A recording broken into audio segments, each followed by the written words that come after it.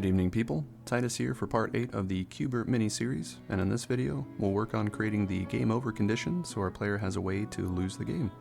We'll also be adjusting the life counter to fix a bug that I inadvertently created in the last video. Alright, let's jump right into it. Alright, so let me demonstrate the bug real quick. So we were working on our, kind of like the game over state before, and we adjusted the movement code as part of that. Now you'll notice, because of the way the life counter is set up, when I get to my last life, I lose the ability to move. So right now I have one more life the way it's set up, but I can no longer move. So let's go ahead and see if we can fix that.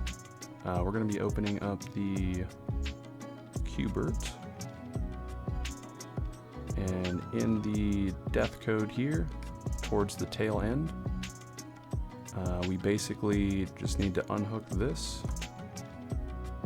I gotta move this further up the chain. So right after the set hidden, we can drag off here, disconnect that, and then just kind of slip this in its place.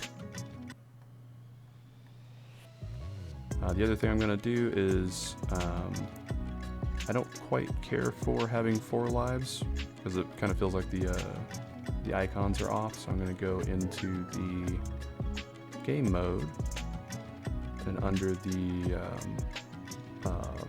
player death, I'm going to set that from 0 to 1. And then because of that, I'm actually going to pull off this into decrease lives, and that way, with those minor changes, we should notice that I can, one, still move around after the when I still have a life, and then the other thing is it's going to sync up with how many lives Qbert shows in the bottom right corner. Now I got my third and final life. So now if you look towards the top left corner, you can see the game over state actually plays right there, which is what we were looking for. And also Qbert doesn't respawn now.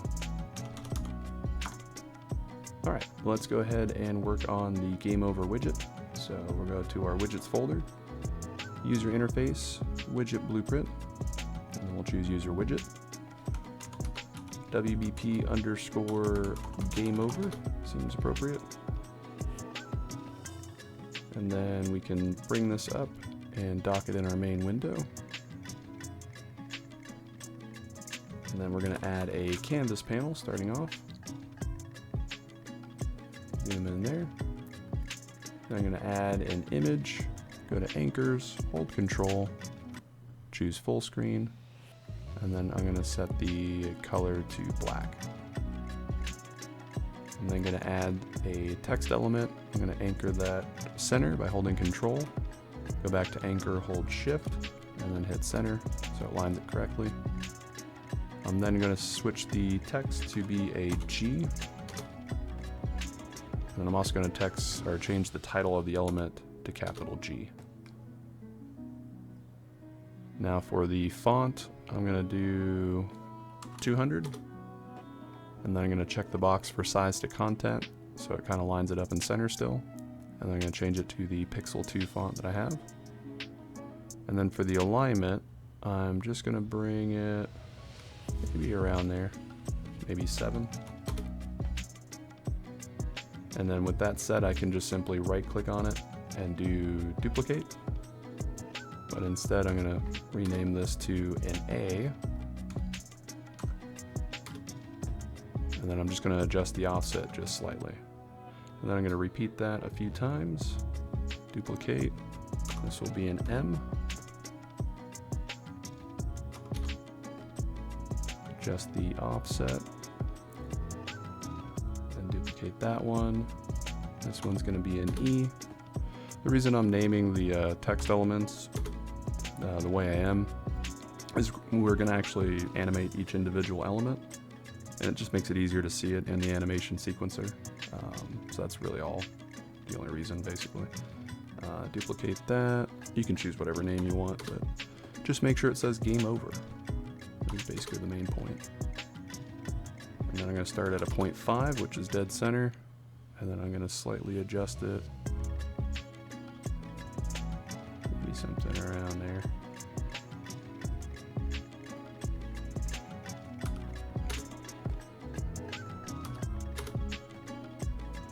Adjust this one a bit over here.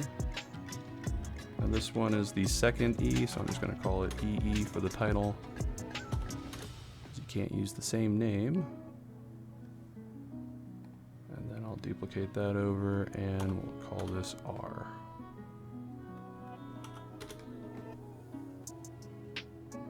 There, so we got something like that. Now the next thing we're going to add is a horizontal box. I'm going to anchor that center bottom, so hold Control, go back, hold Shift, and then I'll maybe pop it up to a 3 on the Y-axis. And then I'm going to check size to content. And now I'm just going to add a text element inside the horizontal box. And this one I am going to call, oops, if I have it selected, score with a colon and then a space.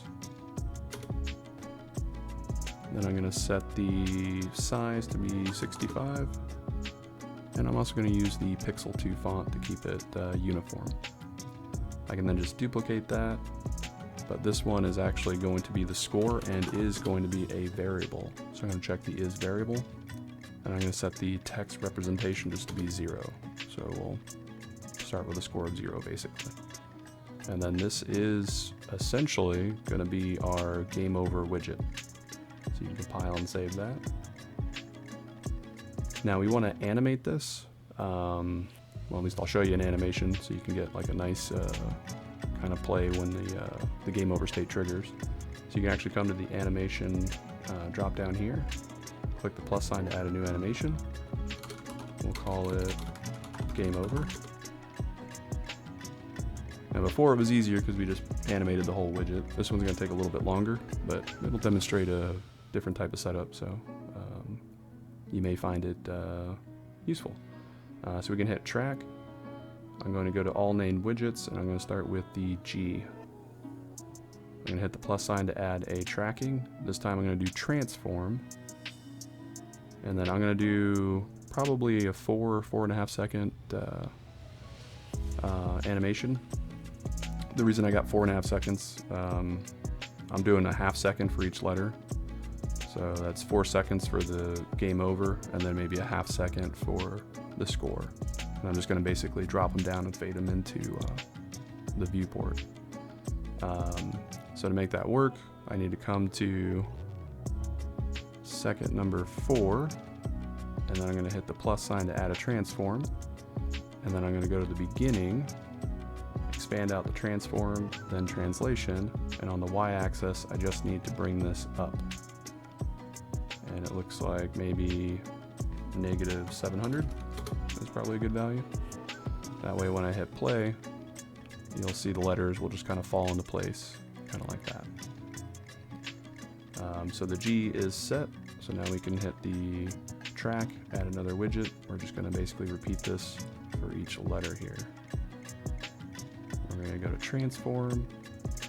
I'm going to lock in the bottom transform at the end of the frame, and then come to the beginning, and that's when I'm going to go to the translation and lock -700 on the Y. But I don't want the letters to fall at the same speed, so I'm going to give a half second buffer, and I'm going to lock it into the same starting position. So that way when you play the animation, the letters will kind of catch up to each other.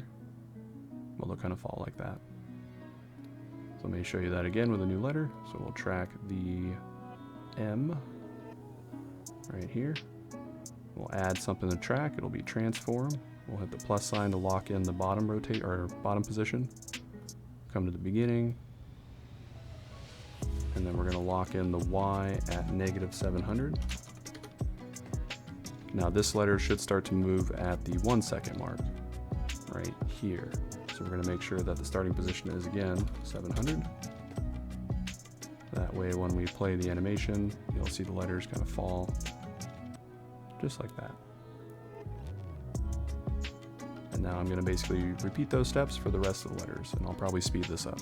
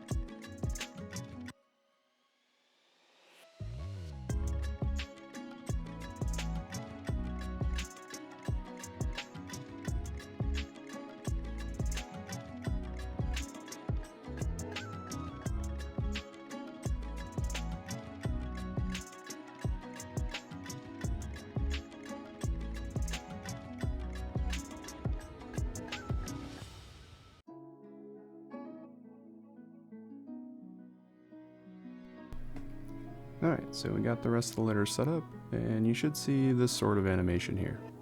Pretty basic. Alright, so now we need to get the background image. The way we can do that is you can just minimize animations, select the actual image, which is this one right here, so it's the black border, and then under animations, select your game over track. You should see image show up as an option. When you select that, I'm just going to be doing the render opacity. You can also do color opacity too, either way. And then I'm going to start off at 0. And then after a half second, I'm going to fade that to 1. So now when I play the animation, you'll see the black border kind of come up. And then the last thing we need is I'm going to select the horizontal box, which is going to be the parent of the score text and the actual variable score. So we can just use that, make it easier. Go to animations, game over, track, do the horizontal box, and then again, you'll see render opacity as an option. I'm going to start with 0, and then at the 4-second mark, I'm also going to lock in 0, and then after 4.5 seconds, I'm going to render that to 1. So now, if we play the whole thing, you should see this sort of behavior here, which is perfect. That's exactly what I wanted. So now I can minimize my animations folder, and we can begin actually coding the setup. So we can come to the graph, and we're gonna just be working with pre-construct and event construct. So under pre-construct, we'll want to cast to the game mode. This is what we did with the you win widget as well. So we'll get game mode, and then as the game mode, we have a reference to the score. So you can do the get score, and if you remember in game mode, that's this variable right here. So we're tracking that in the score increase function that we created, and in our point system here. So I'll just basically get that variable, and then in the actual designer view, we have this variable, which we also called score. So we can actually grab that variable, and then we can tell it to change the text with a set text. And we just simply pass in the score into the text, and then hook up those execution pins. And that'll complete the pre-construct code. Now for the actual construction code, all we're really going to be doing there is getting a reference to our animation, pulling off that into a play animation. After the animation plays, well, actually, this is technically during, so that's an important note. We're going to come into a delay, and I'm going to wait 8 seconds. Now, the reason that's important to note is this isn't going to wait for the animation to finish and then play. It's literally going to be like, so you want to include whatever delay to include the animation type.